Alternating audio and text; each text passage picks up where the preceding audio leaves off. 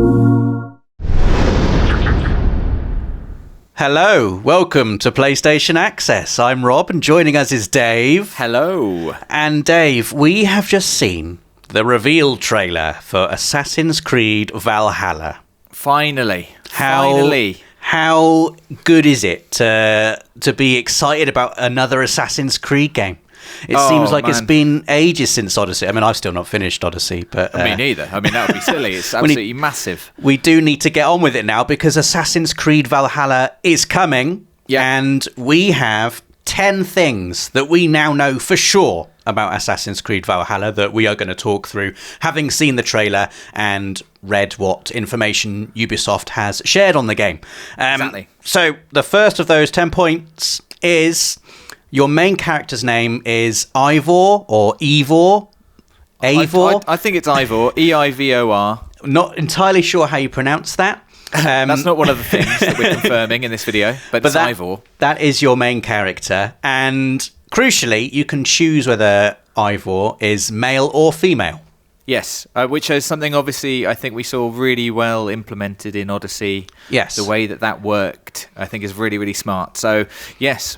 Ivor, maybe male, maybe female. It's up to you. It's up to you. And point number 2 is just to give you a little bit of info on when and where Assassin's Creed Valhalla takes place. So, Ivor, you are leading a band of Norse warriors, or Vikings, I guess you could call them, away from Norway, war-ravaged Norway, and the idea is you're hoping to settle in England in the 9th century, I believe. Indeed, yes. It's the 9th century, as Assassin's Creed likes to do. We're back in the past. We actually worked it out, didn't we, Rob? This is the 9th century, this time period, makes Assassin's Creed Valhalla the third game chronologically? Chronologically, yes. So it comes after Odyssey and Origins and before the rest of the Assassin's Creed series. So we also saw, I think we're right in saying that it was King Alfred we saw in the cinematic trailer, putting his royal stamp of approval on that letter. I had a good look at that signature. I'm pretty sure it said Alfred, maybe with a slightly kind of old English spelling. But yeah, I think that's Alfred, and that would tie up with what actually happened in the real world. In the real world. So, the Vikings invaded England or tried to settle England over a long period from the very late 8th century all the way through to sort of the early 11th century, I think. So, or being in the 9th century, it certainly ties up with that, and also for when King Alfred was actually the king in England at the time. One of the things I really liked actually from the trailer, Rob, was how we heard the English propaganda about how awful the Vikings were. Yes. That saw them having families and not being, full of bloodlust and all that kind of stuff. I thought that was cool. I think we can assume that Alfred is the big bad. They're the bad guy. England are the bad guys. England are the bad guys. The Vikings are the good guys. And I'm totally down with that. Me too. You must remember that at the time, in the 9th century, England wasn't really England as we know it now. It was like a land of warring factions. Yes. Which is the kind of environment you're going to be going into. And will become important as we go on to our next point. Point number 3. There are going to be advanced role-playing mechanics in Assassin's Creed Valhalla. I think we can safely say that go even further beyond what we saw in Assassin's Creed Origins and Odyssey, which introduced far more RPG elements to the series than we'd have before. In Valhalla, you can make allies, and you can talk to people, and the decisions you make with your dialogue can have a big effect on how things go for you, and the information we've got does suggest that you can essentially, words are as important as swords.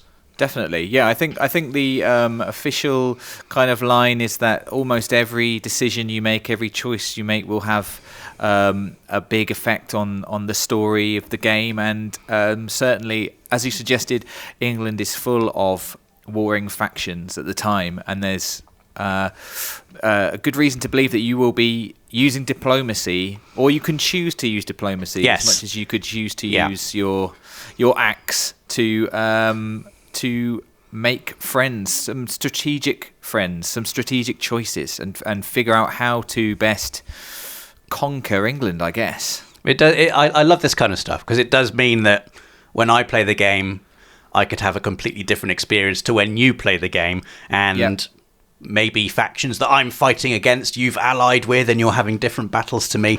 I mean, we are sort of speculating a bit here, but it's really exciting to know that Ubisoft are really pushing the role-playing elements of Assassin's Creed, because I really, really enjoyed Origins and Odyssey, how you're able to really kind of take charge of that character and sort of build your own journey almost. And the fact that Valhalla is doing that more is, for me as a role-playing nerd, is hugely exciting.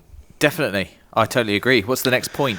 Point number 4, and this is massive. Point number 4, you can grow your own settlement in Assassin's Creed Valhalla, which is a completely new thing for the Assassin's Creed series. So not only have you got these additional role-playing elements in the game, there's now this entire sort of settlement growing mechanic.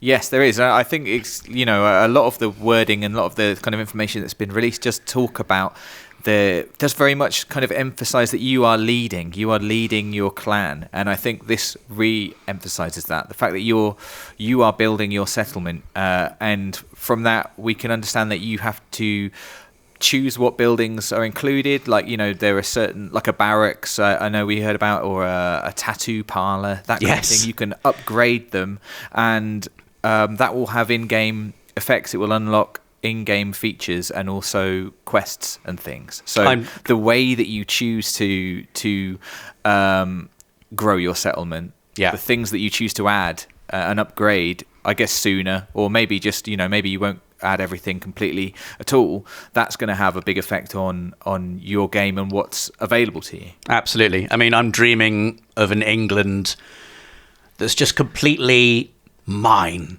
that I rule over, and it's just tattoo parlors everywhere.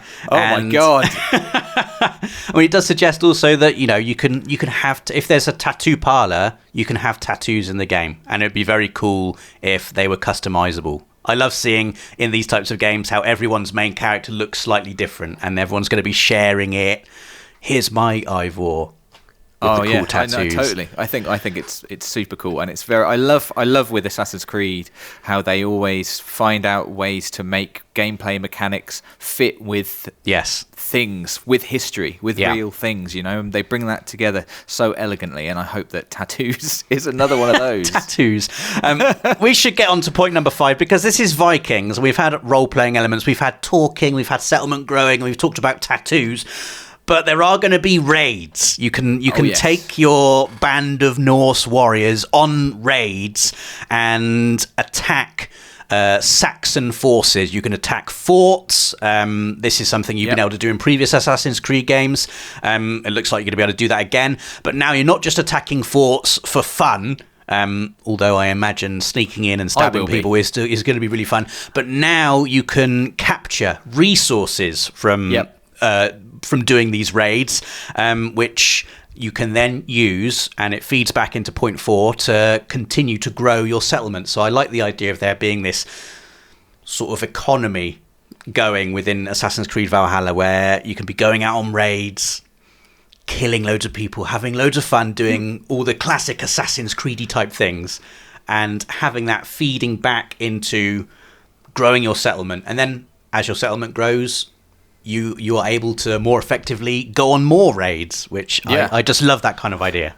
I totally agree. I really hope as well that I just come to really care about my settlement. And if it's like we're low on food, then I have to make a tough decision, like, well, we're going to have to do a raid, I think, and it's going to be a bit dangerous. A food raid. But we need food. It's not just a raid, like you say, for a laugh, or just to get some money. Like, if it's for actual kind of like just resources that we need to live, to keep my clan going, I think that's just an extra layer on the gameplay that could make it heighten the experience, which could be really, really cool. Definitely. And I also think it's very interesting in the official wording that they say lead epic battles. Again, you're leading epic battles. I don't know exactly what that could mean, and I know there's talk of strategy as well.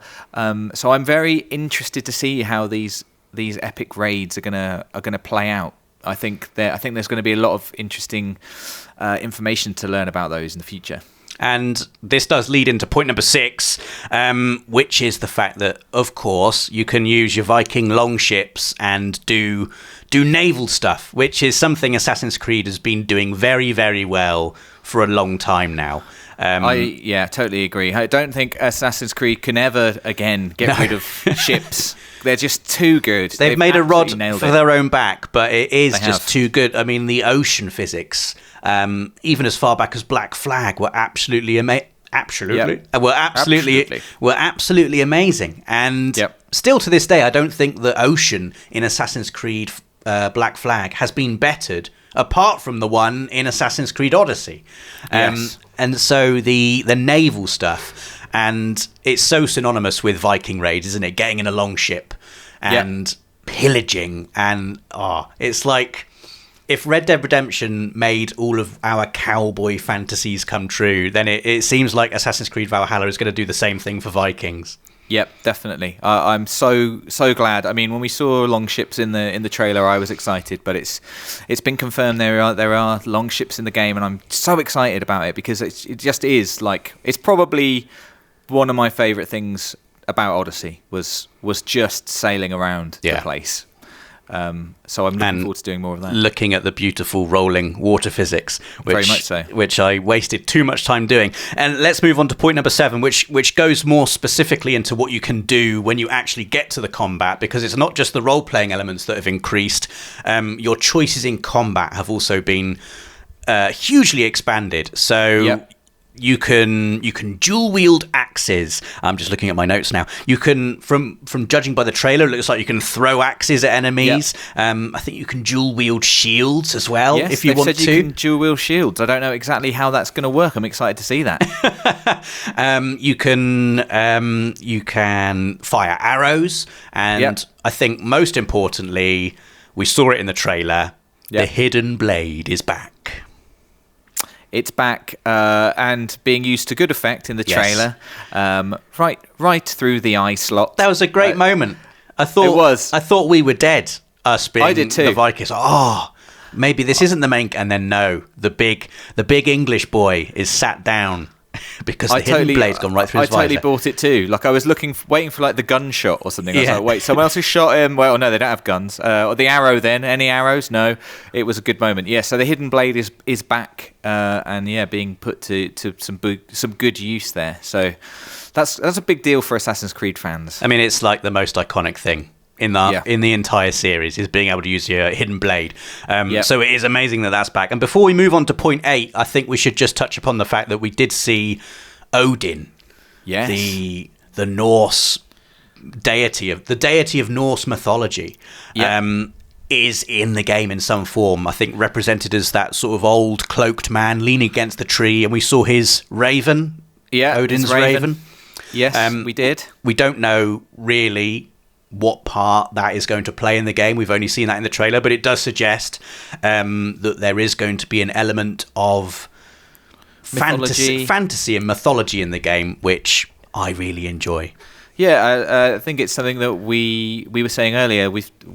Again, Assassin's Creed did really, really well in Odyssey and Origins, sort of skirting that facet of history, and I don't know. I think it's really exciting to see how they do it with the Vikings. Odin being in the trailer is definitely very interesting. Odin's Raven being in the trailer is definitely very interesting, especially when you think of previous Assassin's Creed games using what's the word for birds? I was trying to think of a cool word for birds then. Avian help. So who knows? But yeah, definitely in the trailer. So that's very cool.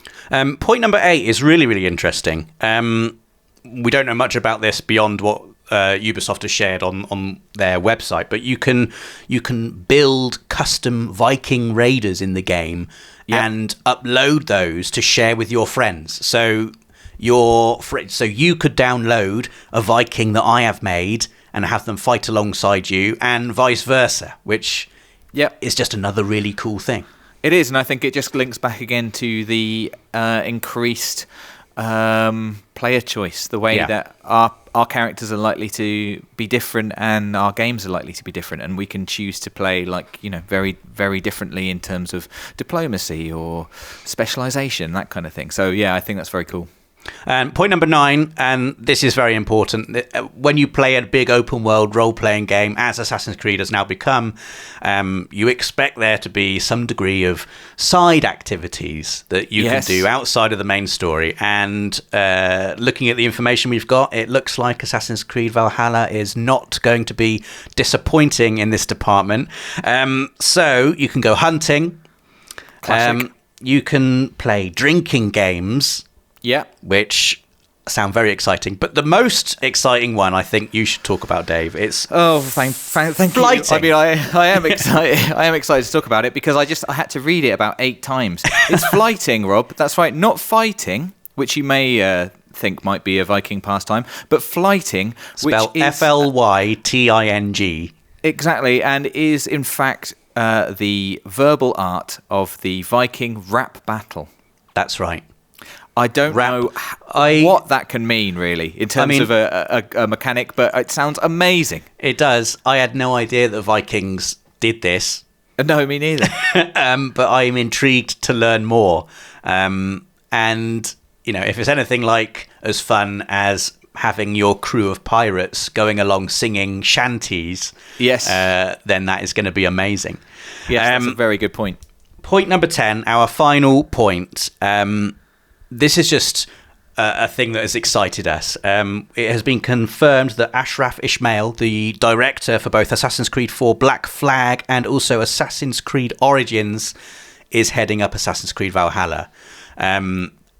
Judging by the quality of those 2 games I just mentioned, it's just a very exciting prospect that creative force is behind this new game.